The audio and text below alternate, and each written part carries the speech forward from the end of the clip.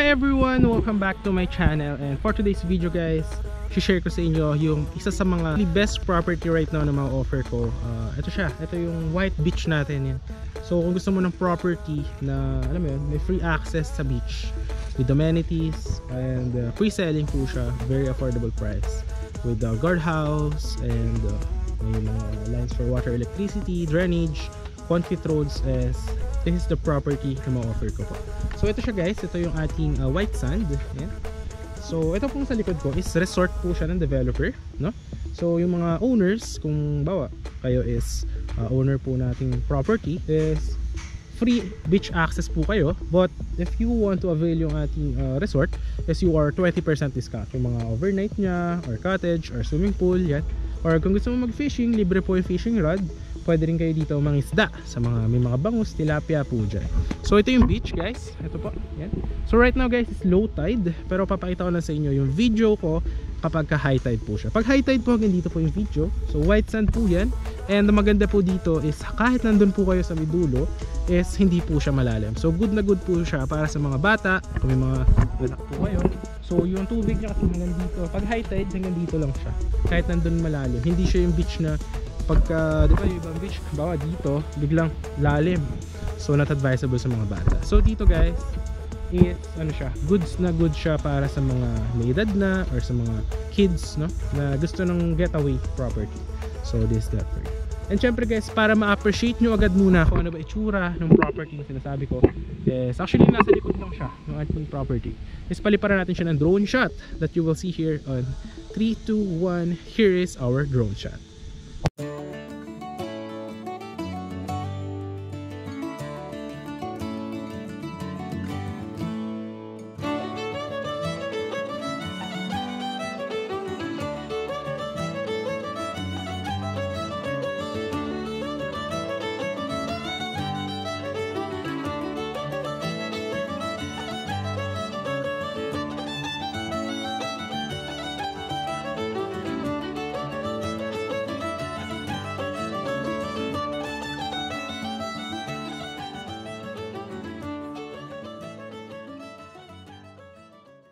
Yun guys, nakita nyo naman yung drone shot. So undergoing development po yan. Meron na pong mga concrete roads, no? And ano po siya, actually napakalapit lang nito doon sa highway. So from the highway po, around 5 minutes. So ipapakita ko yung video ko dito from the highway. Ito yung daan guys, going to our property. And so ito yung highway. And ito po yung ating car. So yung ating property is, yan, diretso po tayo dyan. Ito po yung highway from Manila to Tagaytay, ayan po. Then going naman sa bayan ng Calatagan is around 10 minutes po. Going to the property is around 5 minutes. So ayan po, pupunta tayo dyan sa Elijah Sea Bridge. Ayan po, makita nyo yung karatula. So ayan, diretso po tayo dyan. Concrete road po yan lahat. Then yan po, going to bayan, may mga hospital, school, markets. Yan, dyan po sa highway na yan. Around 10 minutes. Going to Manila, papunta naman po doon around, matagal din, mga 2 hours to Manila. Nakita nyo naman yung dadaanan, napakalapit lang sa bayan. And if you are from Manila, very accessible ito via the main highway. So concrete road po yung daan papunta po dito, no? And yung property right now, nakita nyo yung dine-develop, diba? May mga concrete road na yung iba, so free selling po siya. So ito guys, magkakaroon din siya ng mga amenities, no? Mga multi-purpose hall, basketball court, ganyan. So siguro kasi ang pupuntahan natin ngayon is yung lupa pa lang no? Yung lupa pa lang. So lalakaran natin yan ngayon. Pero syempre pakita ko na rin muna ano ba yung magiging sample na itsura ng ating property after the finished construction. That you will see here on 3, 2, 1. Here is our drone shot of finished projects po natin.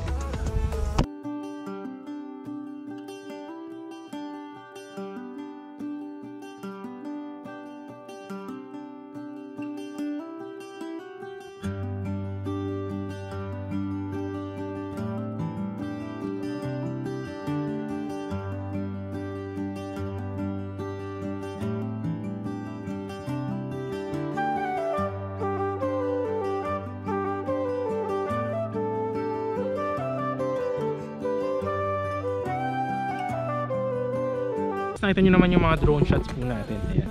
So ayan guys, ito pala, ito ulit yung white sand natin. Ayan.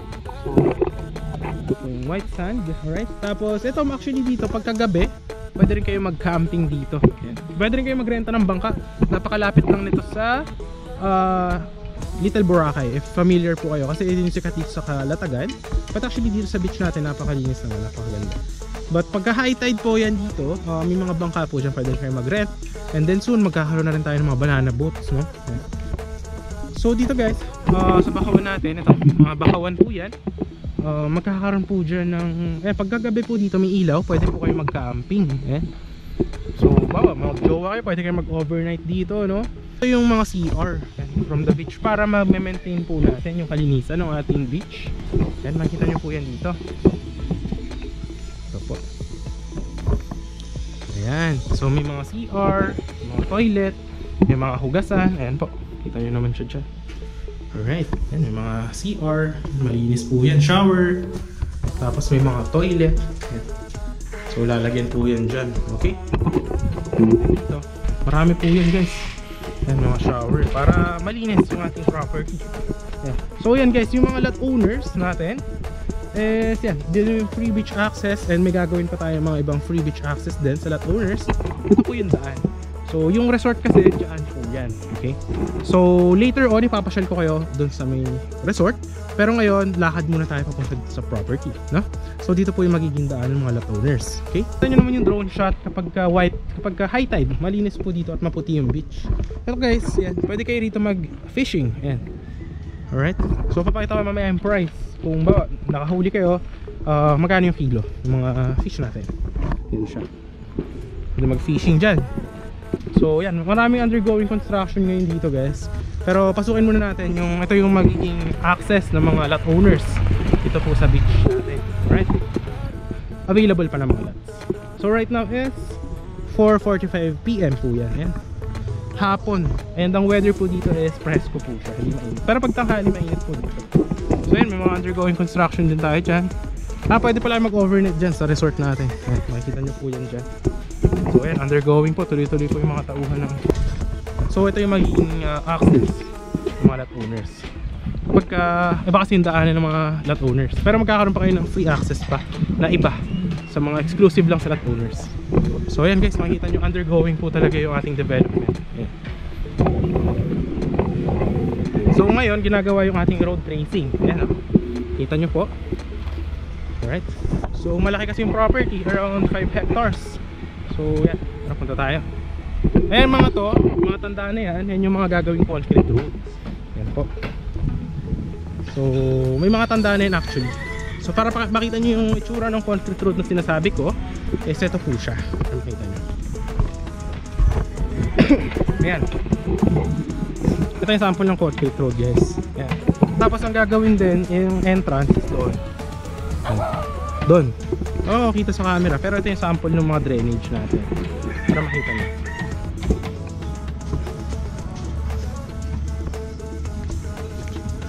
Ayan. Alright. So doon yung gagawin natin na entrance. Ayan yung resort sa kabila. Nakita nyo naman sa drone shot. So yung mga available natin is nandyan lang po siya sa likod. Tapos kung ano yung nakita nyo dito guys na concrete road, ganyan na ganyan din po yung magiging itsura.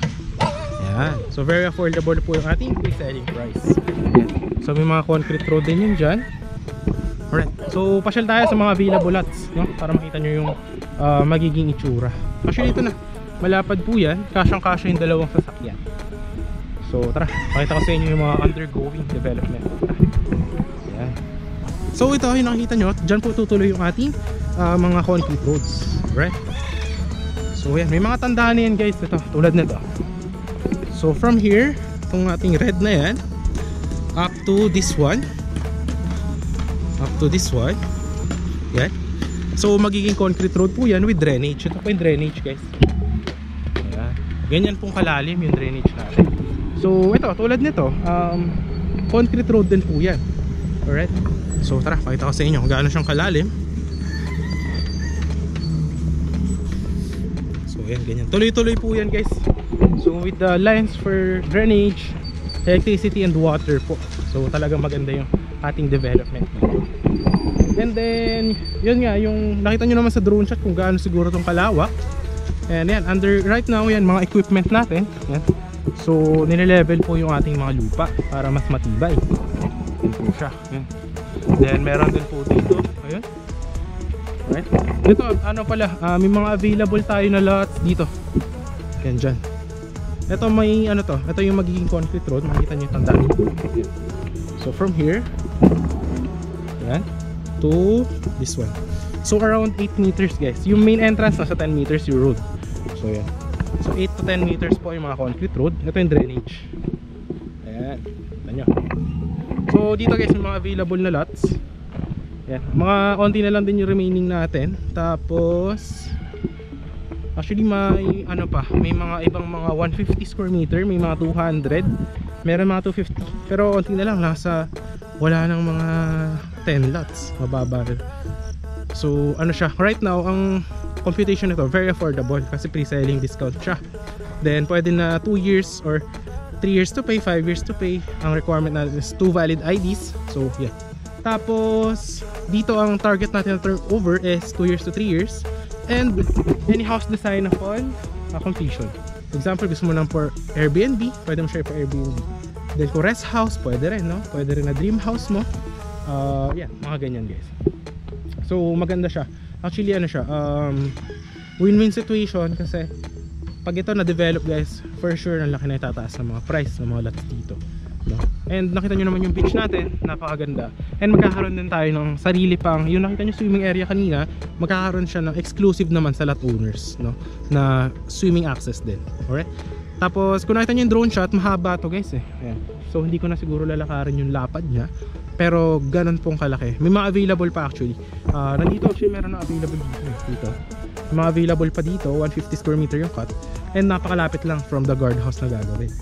Siguro by car wala pang 1 minute, no? By walk, going to the beach from here is 2 minutes. So napakalapit lang. Yan. Tapos pala yung dulo nito is gagawin dyan ay perimeter fence na ang taas po is 2 meters. So yeah, tara, ikot pa tayo guys para makita nyo. Yan yung mga drainage yun na guys. Yan, makita nyo siya dyan. Actually ma-advise ko to if you are an OFW or Filipino na naghahanap ng investment na good talaga yung magiging ano, yung appreciation ng price on the future to come. Kita nyo naman guys yung development. Alright, so gagawin tong concrete road din to guys ha. Yan, kita nyo yun dyan. Tapos yung resort pala na to guys, pag napunta kayo dito ng weekend, so ano po yan, na fully book, no? Kasi napunta natin ngayon low tide, pero pag weekend high tide siya is napakarami pong tao dito. Lalo yung swimming pool na iikutan din natin mamaya kung gaano ba kaganda yung resort. Tapos ano siya, 20% discount kayo sa mga pools, ganyan, and amenities. Alright, equipment natin, yun, kita nyo siya guys. Alright, yun, kita nyo naman, dami, diba? Dito pala may mga available din dito guys, 150 square meters. Tsaka doon, may available din doon. Ganyan kalalim guys yung mga drainage natin na ginagawa. Ayan, diba? So ganyan pong kalalim yan. So ngayon guys, punta na tayo sa may resort naman para makita nyo yung ating resort. Kung gaano ba ganda yung tsura ng amenities dito. Galing kanina guys, so around 1 minute, let's walk papunta po sa gagawin nating guardhouse ng ating property. Tsaka sa entrance ng resort ng developer. Diyan po yan. So right now ayan, may mga ginagawa din ng mga additional pa na mga parang room sa hotel nila. Ayan. So undergoing construction din siya. Example, dito yung lot mo. So ba 150 square meter, any house design naman po. Ganyan po yung drainage. So any house design po siya upon full construction. So yan, dito gagawin yung guardhouse guys, dyan. Yan. So gated ano po yan, gated property community para po sa security ng ating mga lot owners. Tapos dyan na tayo, punta na tayo sa entrance ng resort. Ito yung ating entrance. Ayan, kita nyo naman diba. Ito yung name ng resort guys.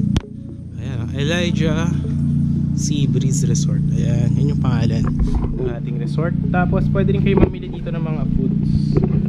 Sarado lang siya, pero pag weekends bukas po yan. May mga tindahan dyan ng mga, yung parang sa 7-Eleven. Tapos ayan, may mga room din. Pwede rin kayo magrenta rito ng mga kayak or mga rooms. Ayan, pwede kayo mag-overnight. Or yan, pwede kung may mga events, pwede rin po dyan. Mga parties, yan, pwede rin po dyan.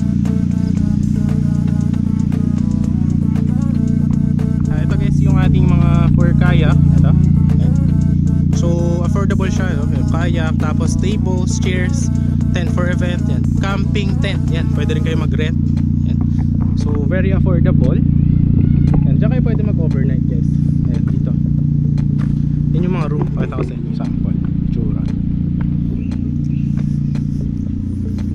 Yan. Mura lang naman siya actually, guys, yung overnight dito. Yan, naka-aircon din yung mga room na yan.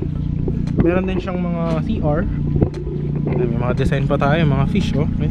Okay, fish. Then ito na yung ating swimming pool. Ayan. Ayan siya dyan.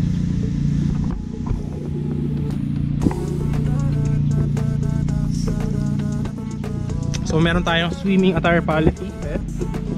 So makita nyo, 1 piece, 2 piece, prohibited. Yan, mga ito, kita nyo. So no pets allowed, no running and jumping. Yan. So ito yung ating pool. Makita nyo gaano siyang kaputi at kalinis. Yan, kita nyo naman, well maintained with slides. Yan, dito yung mga pwede kayo mag-event. Yan, dito. Tapos yan, pwede kayo dito mag picture parang for Instagram. Yan. Ngayon kasi nakita nyo walang tao dahil low tide and it's Wednesday morning, ay Wednesday afternoon. Yan, pag weekend marami dito. Ito yung slides. Yan. Alright. Yan, mga shower, dito mga CR. Tapos pwede rin kayo mag-rent dito ng mga cottages. Kita ko sa inyo yung mga cottage. Actually magandang investment to. Lalo kapag lot owner ka dito, alam mo yun, every weekend pwede ka mag-relax away from the city with the fresh breeze of the sea, diba? Ayan, tara, let's go. Ayan, ito yung mga para siyang pwede magkanta-kanta dito. Ayan, sa future. Ayan, oh. Pwede ka dyan may mga banda, pwede po dyan mag-invite, kanta-kanta po dyan. Tapos pwede kayo mag-rent dito ng ating cottage. Ba, kita nyo naman dyan. Alright.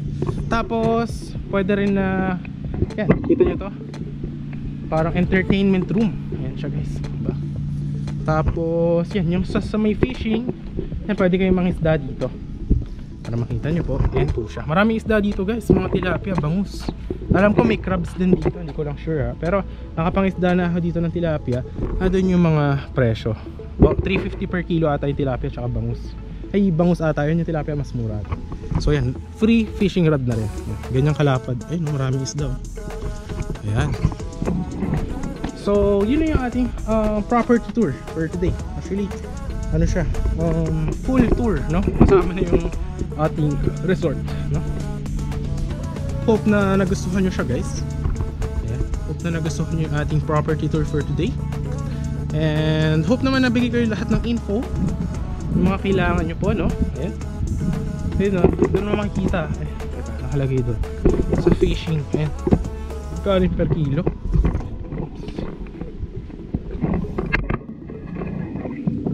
Ito lang tayo dumaan. Dito tayo dumaan. Ayan, makita nyo dito para mapakita ko sa inyo yung mga presyo kapag mag-fishing, kasi marami yung mga client nagtatanong kung saan pwede mga isda. So ito siya, mga fresh fishes. Doon pala, guys, yung access ng lot owners papunta sa free beach access. Yan, dyan, white sand. So nakita nyo naman siguro yung video sa drone shot yung itsura nitong beach kapag high tide siya. Ayun pala. So hipon 600 per kilo, tilapia 250 per kilo, tsaka fresh bangus 300 per kilo. So tama nga, mas mura yung tilapia. Ayun, kita nyo ba? Yan. So yun yung mga price, guys, ng ating mga pag mag-fishing ka dito. So yun, guys, hope na nagustuhan nyo po yung ating property tour for today. So yun na siya. Maraming salamat po. If kung nandito ka pa sa dulo, maraming salamat sa panonood. And this is John Cruz po. And hope na yun, nag-enjoy kayo kahit pa paano, no? Medyo hiningal po tayo, layo na nilakad natin.